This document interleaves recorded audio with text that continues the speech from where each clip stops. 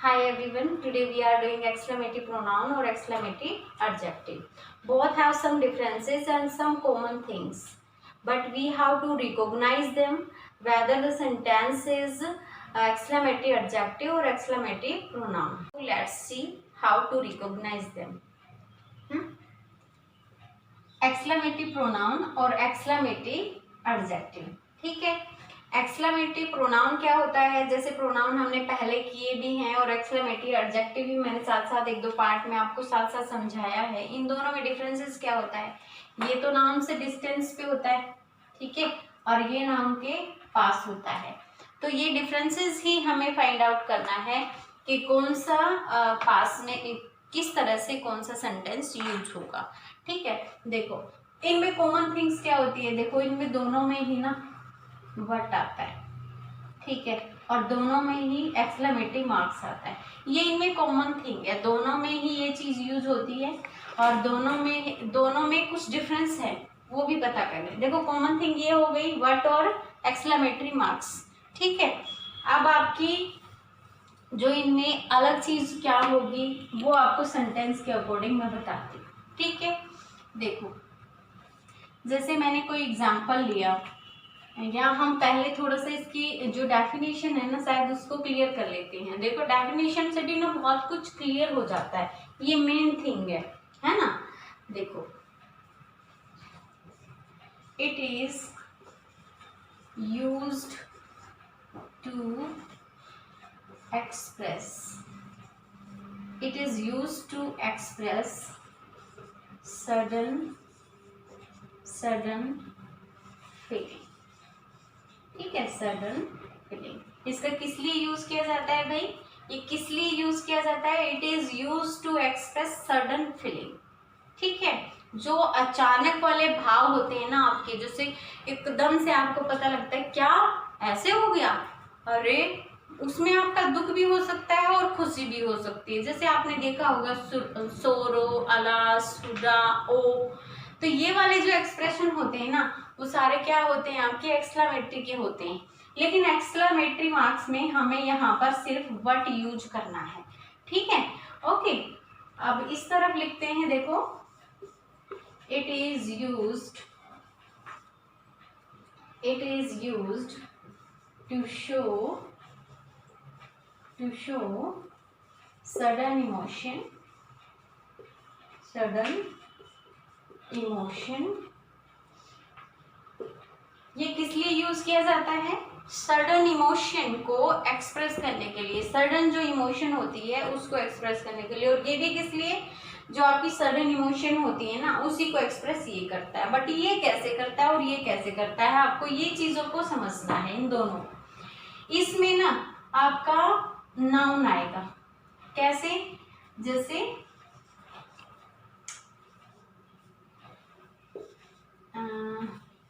it should have the noun with adjective, मतलब इसमें ना नाउन होना चाहिए, क्या होना चाहिए, इसमें नाउन होना चाहिए, किसके साथ भाई, एडजेक्टिव के साथ, तब आपका नाउन कंप्लीट होता है, ठीक है। ये मेन थिंग है जो आपको समझनी है। It is used to express sudden feeling, ये सडन फीलिंग को एक्सप्रेस करेगा आपका, इसका भी काम यही है, इसका भी काम यही है, बट इसके साथ आपका नाउन आएगा। और ये नाउन से थोड़ा, मैंने आपको पहले भी बताया था, ये थोड़ा डिस्टेंस पे रहता है, ठीक है, ये क्या रहता है, थोड़ा डिस्टेंस पे रहता है नाउन से, ठीक है। तो आगे एग्जांपल लेके हम समझते हैं एक बार। देखो मैंने कहा व्हाट यू डोंट से लिख लेते हैं, you don't go there, what you don't go there, क्या एक जो सरप्राइज में होके, जैसे कि किसी तरह से भी लगा लो, जैसे कोई बच्चा स्कूल जाता है, आपको ये पता है कि वो स्कूल जाता है, लेकिन कई दिन बाद वो बंक कर रहे हैं कई दिन से स्कूल को, और जब कई दिन बाद आपको पता लगता है कि भाई क्या तुम वहां नहीं जाते हो, it means you don't go to school, ऐसे भी लिख सकते हो आप इसको। ठीक है, तो आप क्या कह रहे हो, या फिर कहीं और जाना था लेकिन आप नहीं जाते हो। ठीक है, उस टाइम पे आप क्या कहोगे, what you don't go there, अरे क्या तुम वहां नहीं जाते हो। ठीक है, तो वो उस तरह से। ठीक है, फिर आगे लिखते हैं what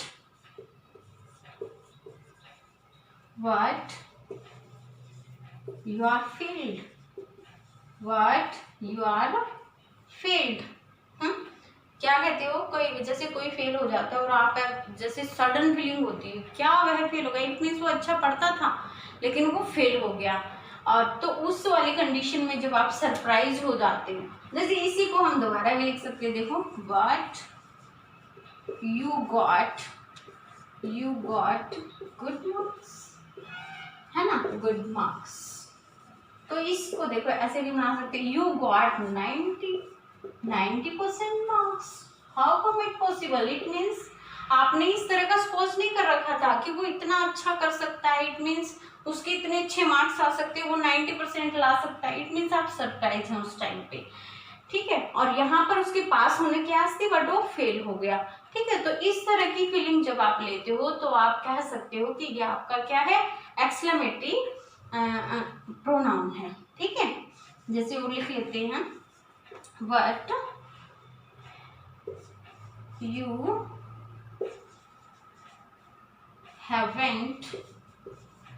haven't bought that house। ठीक है, क्या कहते हैं, क्या तुमने वह घर नहीं खरीदा है, तो इट मीन्स आप लोगों को आके उसने ये तो कह दिया कि मैंने कुछ खरीद लिया है, मैंने घर खरीद लिया है, लेकिन बाद में आपको पता लगता है उसने नहीं खरीदा है, तो आप सरप्राइज हो गई, what you haven't bought that house, क्या आपने वो घर नहीं खरीदा है। इट मीन्स हो सकता है कि आपने तो गली मोहल्ले वालों को भी बता दिया हो कि हाँ भाई हमने वो घर खरीद लिया है, उस बंदे ने क्या बताया आपको कि नहीं भाई वो मैंने नहीं खरीदा है अभी, तो सरप्राइज हो जाओगे ना आप, क्या तुमने वो नहीं खरीदा है अभी। ठीक है, तो इस तरह की फीलिंग जब आपकी होती है तो आप कह सकते हो कि ये क्या है, आपका एक्सक्लेमेटरी, आपका क्या है, प्रोनाउन है।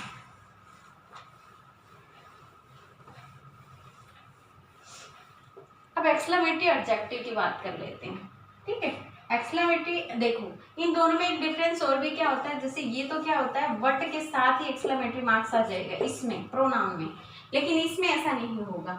इसमें देखो आप कैसे लगाओगे एक्सक्लेमेटरी मार्क्स अभी बताती हूँ। ठीक है, what a beauty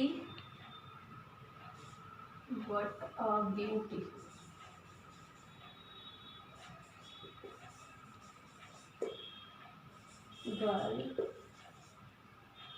she is, what a beautiful girl she is, what a beautiful girl she is। अब देखो यहाँ हमने एक्सक्लेमेटरी मार्क्स कहाँ लगाया, यहाँ लगाया, और प्रोनाउन में हमने कहाँ लगाया था भाई, प्रोनाउन में हमने यहाँ पर साथ में ही लगा दिया था आपके। ठीक है, और यहाँ what a beautiful girl she is, है ना, what a nice boy, what a nice boy। ठीक है, what a nice boy,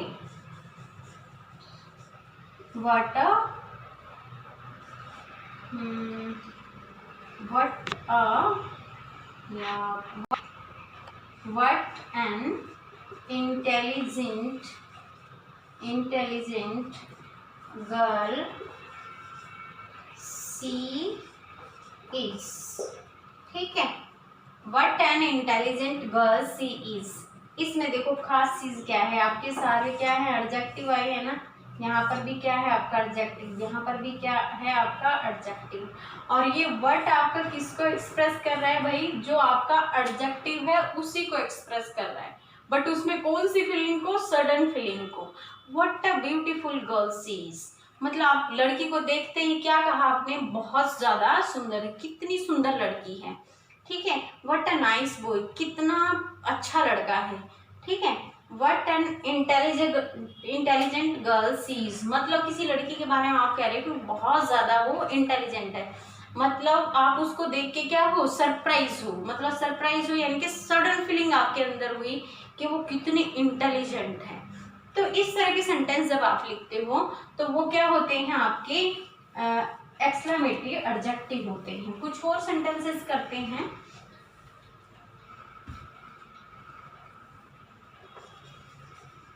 What an ugly woman, what an ugly woman, ठीक है। हमने क्या कहा, वट एन अगली वुमेन, कितनी मतलब अगली यानी कि भद्दा वाला, जो मतलब कोई क्रूप सा दिखता है, आपको देखते हैं आप कहते हो कितना गंदा, लेकिन भाई ऐसी फीलिंग हमें नहीं लानी चाहिए। कोई भी, सब भगवान के बनाई हुई सृष्टि है, तो कोई अच्छा भी हो सकता है और कोई बुरा भी हो सकता है, किसी की रूप शकल चेहरा अच्छा भी हो सकता है, किसी का बुरा भी हो सकता है, तो we can't say in this way, but ये सेंटेंस है, just I am saying to you, हाँ, व्हाट एन अगली वुमेन, ठीक है।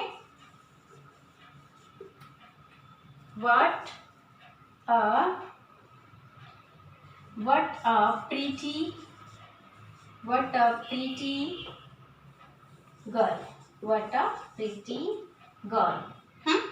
तो इस तरह के जब आप सेंटेंसेस करते हो जिसमें आप सडन फीलिंग, आपकी जो सडन फीलिंग है उसको एक्सप्रेस करते हो, तो उस टाइम पर ये इस तरह के सेंटेंस आपके बनाए जाते हैं, ठीक है। कुछ ज़्यादा नहीं कह सकते इनमें हम कि बहुत ज़्यादा ही आपका बहुत टफ वर्क नहीं कह सकते, बस आपको समझना क्या है, जैसे इस साइड तो हमने लिखा इस तरह से, ठीक है। What you didn't recognize them, ठीक है। What you didn't recognize them, आप सरप्राइज हो गए, किसी को पहचानने का आपको ये लगा था जैसे घर में कोई है और आप नहीं है, आपको ये लगा कि आपके घर वाले कोई आ रहा है, उनको पहचान लेंगे, लेकिन जब आप घर आए तो पता लगा उन्होंने उनको नहीं पहचाना, तब आप बोलते हो कि यू डिडंट रिकॉग्नाइज हिम, आपने उनको नहीं पहचाना। तो इस तरह की मतलब जब आपको फीलिंग आती है आपके दिमाग में, तो आप ये कह सकते हो, ठीक है। अगर मैं उस तरफ से लिखती हूँ तो कैसे लिखेंगे,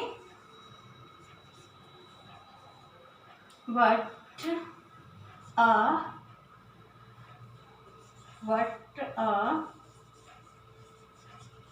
handsome person, what a handsome person, exclamation marks, ठीक है। what a handsome person, ठीक है।